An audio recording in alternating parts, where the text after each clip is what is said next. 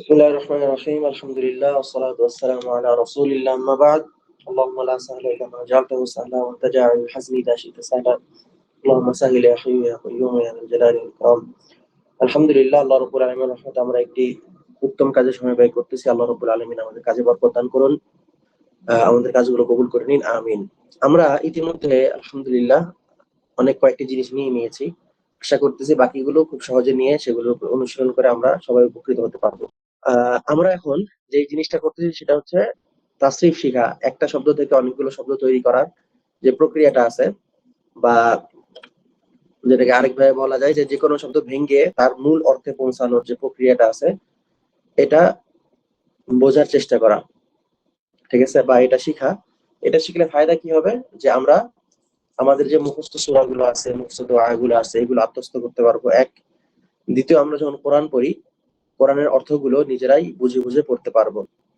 ঠিক আছে, এটা হচ্ছে প্রথম ফায়দা। এছাড়াও তো ধরেন যে এর মাধ্যমে যখন আপনারা অনেক ধরনের শব্দ শিখবেন, সেগুলো বাস্তবিক জীবনেও ব্যবহার করতে পারবেন ইনশাআল্লাহ তাআলা, বাস্তব জীবনে আর কি। তো আমরা এর আগের দার্সে বা এখন পর্যন্ত আমরা এই তাসরিফের বিভিন্ন জিনিসগুলো নিয়েছিলাম। আপাতত আমরা কিছু ওজন নিব। এই ওজনগুলোর ফায়দা কি? এই ওজনগুলোর ফায়দা হচ্ছে যে বিভিন্ন শব্দগুলোকে আমরা এই ওজনের ধাঁচে ফেলে নতুন শব্দ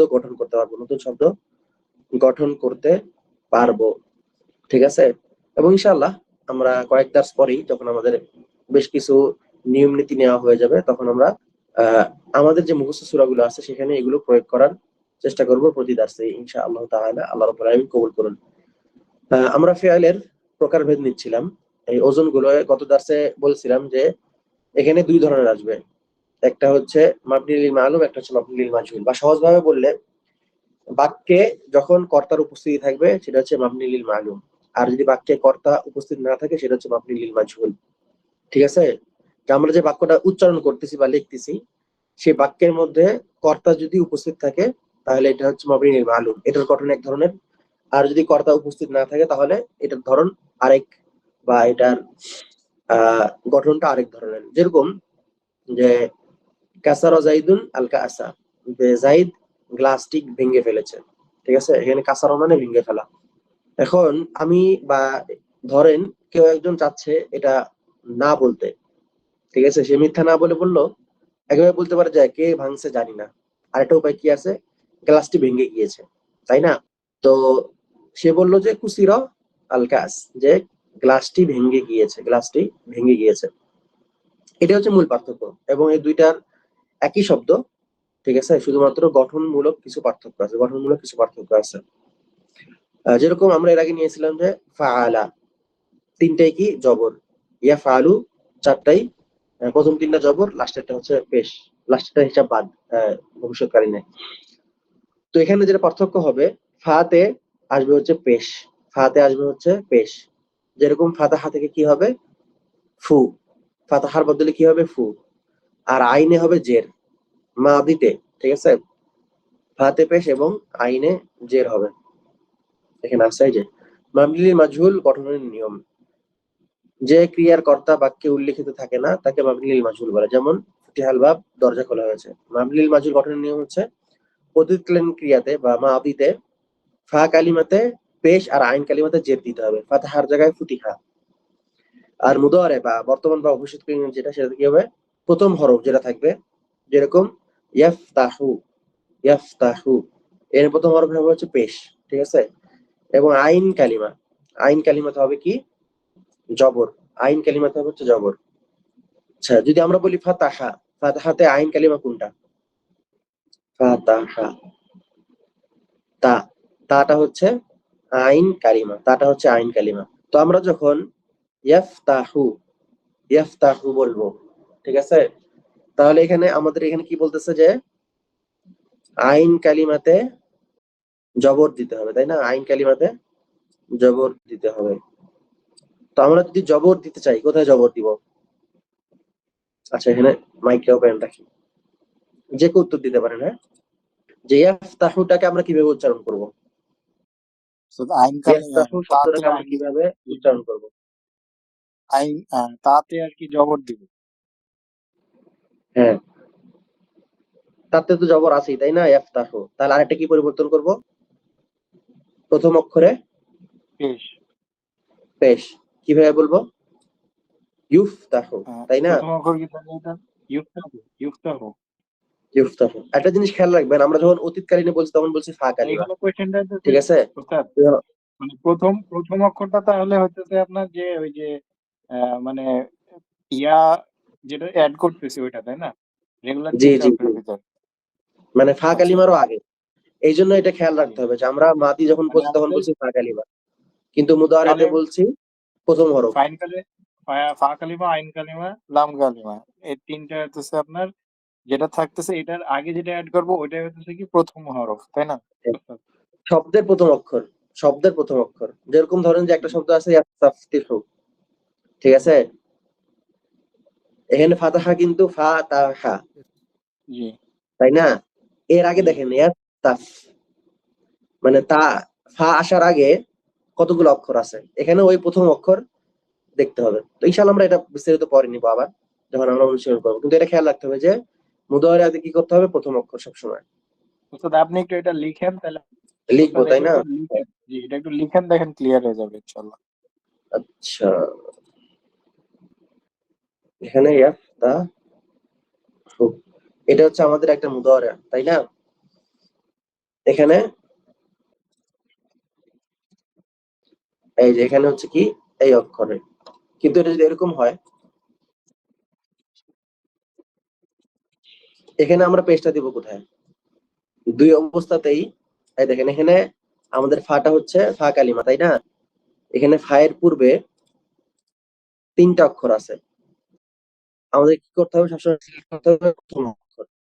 সবসময় সিলেক্ট করতে হবে কি? প্রথম অক্ষর। কিন্তু আমরা এটার মাদিতে দেখি, মাদি হচ্ছে ফাতাহা, প্রথম অক্ষর কি ফাতাহা, তাই করতে না? হবে?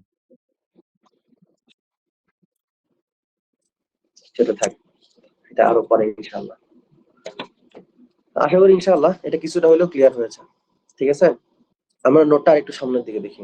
তো আমরা এই এগুলো দেখেন এখন এইভাবে মুখস্থ করতে হবে। ফয়িলা, ফয়িলা, ফয়িলু, ফয়িলাত, ফয়িলাতা, ফয়িলনা, ফয়িলতা, ফয়িলতুমা, ফয়িলতুম, ফয়িলতি, ফয়িলতুমা, ফয়িলতুন্না, ফয়িলতু, ফয়িলনা।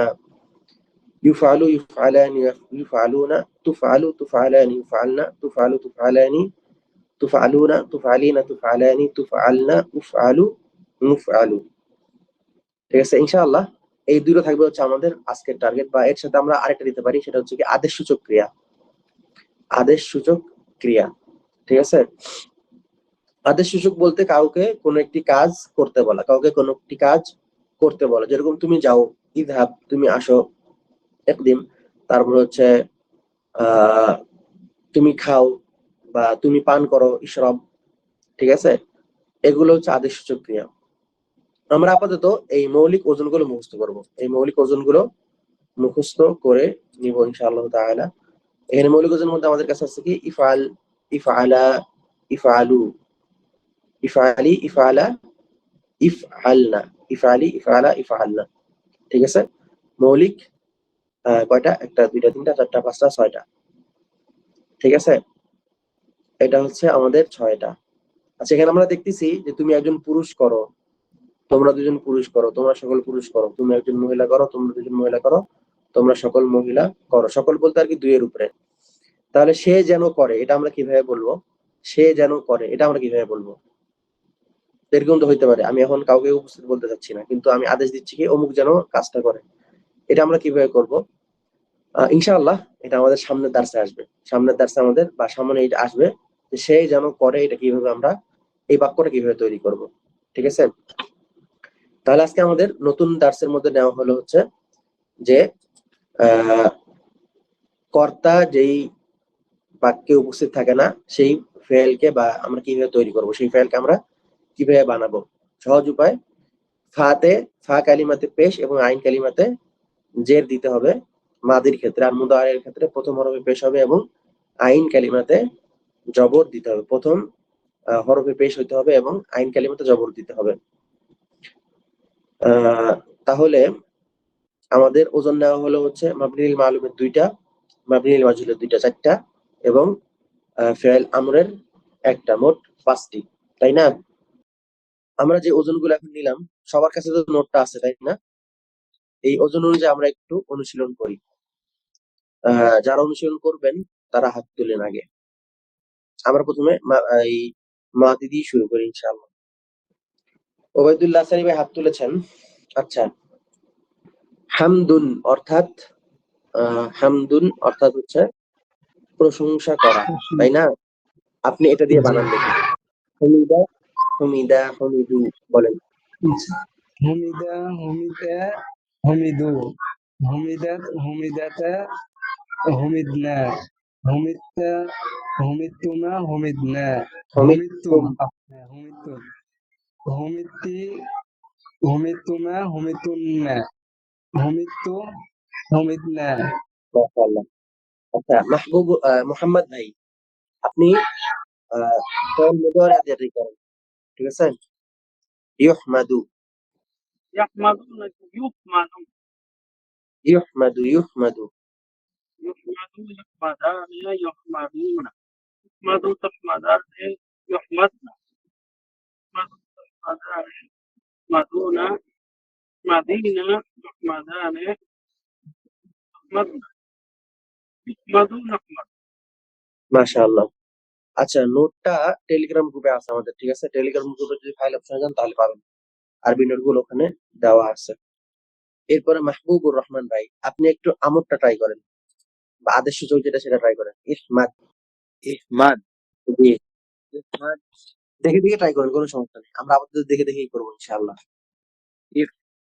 মালা ইফআল ইহমাদ ইহমাদা ইহমাদু মালা ইহমাদু ইহমাদি ইহমাদা ইহমালনা ইহমাদনা। মাশাআল্লাহ। আমরা আরেকটা শব্দ নেই।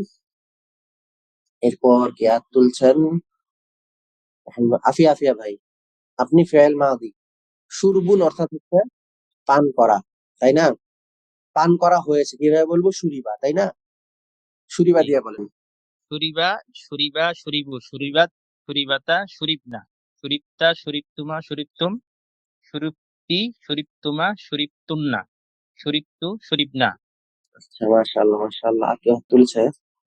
মানে এটা যত আপনি যত বেশি অনুশীলন করবেন তত দ্রুত জিনিসটা আয়ত্তে নিয়ে আসতে পারবেন। নতুন কেউ আছেন? ইউশরাবু দিয়ে করতে হবে। জি শেখ, কোনটা বলবো?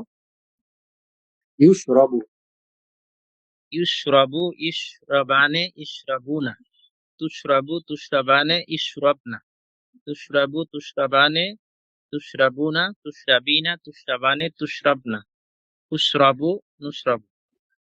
মাশাআল্লাহ।